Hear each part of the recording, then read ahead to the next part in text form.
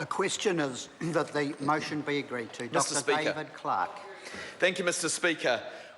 I stand in support of this bill, as will my Labor colleagues. But the first thing we want to ask the Minister, and we want him to put on record, is a cast iron guarantee to New Zealanders that this isn't just another tax grab. We want to know that the money from this bill, the $425 million over 4 years, will be put into public health. That's what we want to be assured of on this side of the House, that it isn't just another convenient way for National to achieve a constructed surplus so that they can hang tax cuts out as a carrot at the next election, that they actually care about this issue, that they want to achieve the smoke-free target. The Minister has put some words forward around achieving that target. He's talked about the progress made so far, and we do want to support the Minister in that. We want to support the progress that has been made, and we do support this measure to further reduce smoking, which kills so many New Zealanders unnecessarily. But we want a guarantee, a cast iron guarantee today, that this money will not go into the consolidated fund as just another source of revenue. We want to know where this $425 million is going. We want to see it help Kiwis face up to the challenge of smoking. We want to see it support Kiwis in public health and in the area of smoking, obesity, diabetes, mental health, addictions, and so forth. Those things which would make such a difference over time to New Zealand society. Mr. Speaker, this money must not go into the consolidated fund. It must address public health issues, and we seek that assurance from the Minister. We'll seek in his future speeches in the House a reassurance that that is the case. Because when it goes into the consolidated fund, we know that it disappears on pet projects. There'll be some, what Mr. Seymour likes to call corporate welfare, where money gets dished out to the government's favourite causes. It might be charter schools, one of the prime forces in the area of corporate welfare in this country, where the government's mates are handed out some extra money to do a job that they would do as a public system otherwise, where kids would get educated if we funded them properly. But no, they fund them at a higher rate, because that's one of the pet projects of that member across there, because he is into corporate welfare like no other in this House. He would see the money probably go on the Sky City deal, an over-the-top deal, money going out hand over fist. He doesn't even approve of this measure, he said in his press release last night, but he'll be supporting it in the House. And there's a member there, you don't quite know where he stands on most things. Well, he stands in several places, he tells us, but corporate welfare is one thing he seems determined to support, and this is another measure that it appears he is willing to support in order to get the money out that he wants for his mates. He will have also, no doubt, support for the flag referendum, for the Saudi sheep scandal, and for various other deals the government's done, which it uses money from the consolidated fund for, to fund those kinds of things which are not public health measures. But here we have some more money going into the coffers. They'll probably go on similar projects, things that Middle New Zealand doesn't like, but are this government's pet projects. So, Mr. Speaker, we will seek that assurance from the Minister as this bill goes through the House, that this money really will go towards those causes, addressing smoking, addressing obesity, addressing diabetes, addressing mental health and addictions, those public health issues that would make such a difference to New Zealand's long-term future, and that it won't be dangled in front of Kiwis later on as a tax cut bribe from a government that is more concerned about dishing out money to very few privileged people at the top, defending the interests of those named in the Panama Papers, rather than the interests of most New Zealanders, Mr. Speaker.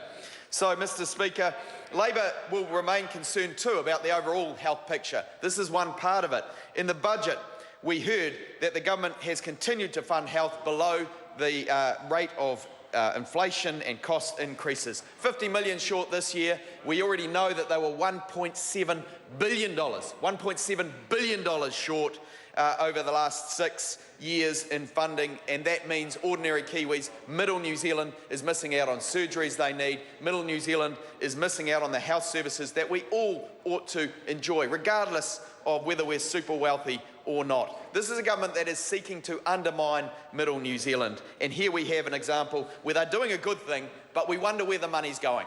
We wonder where the money's going, and we hope that the Minister will be able to assure us it will actually go into achieving the targets that the government has set itself.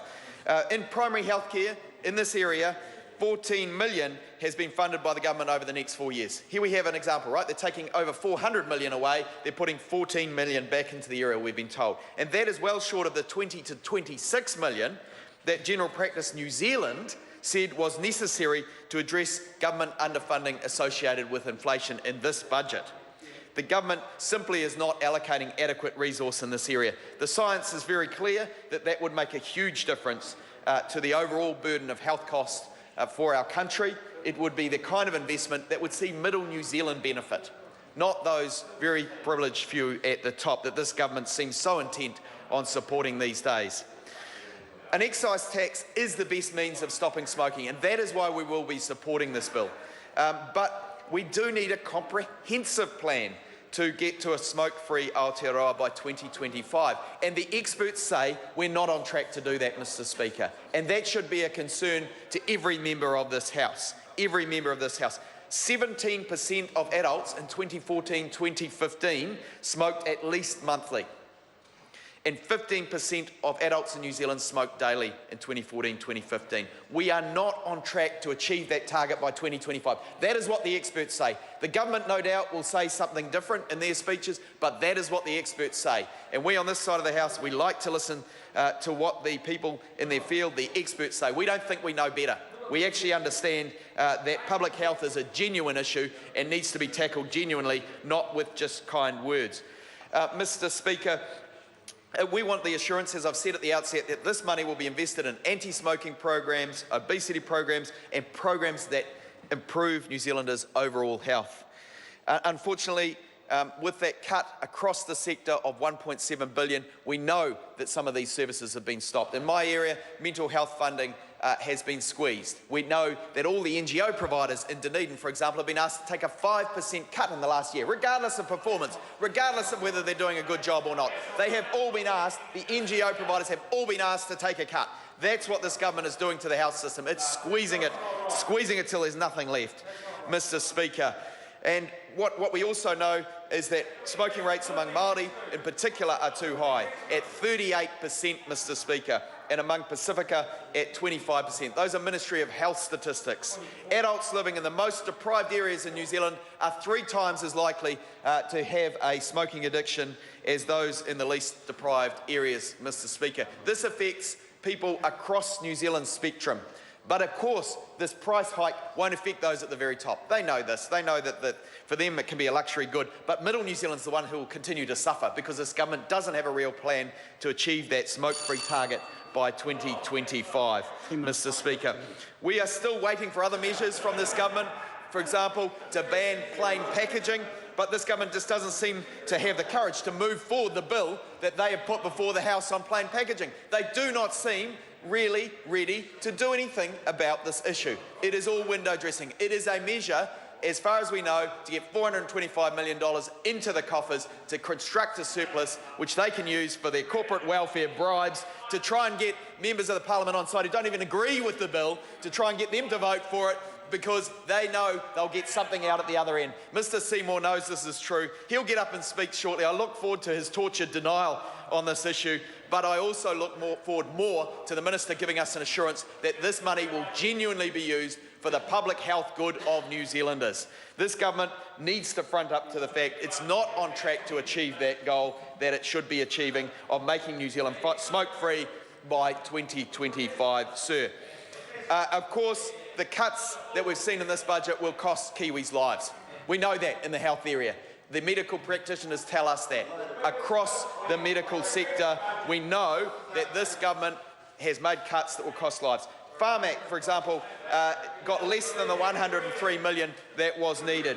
And health needed 635 million in this budget just to keep up with population and inflation costs in the budget. They don't like it. They don't like it when the truth is spoken in this House. They don't like it at all. They are uncomfortable with the fact that they have been cutting and squeezing across the public health sector, and they cannot give an assurance that this money will actually go to public health and the public good long term, Mr Speaker. I look forward to hearing some kind of response from the government on this issue.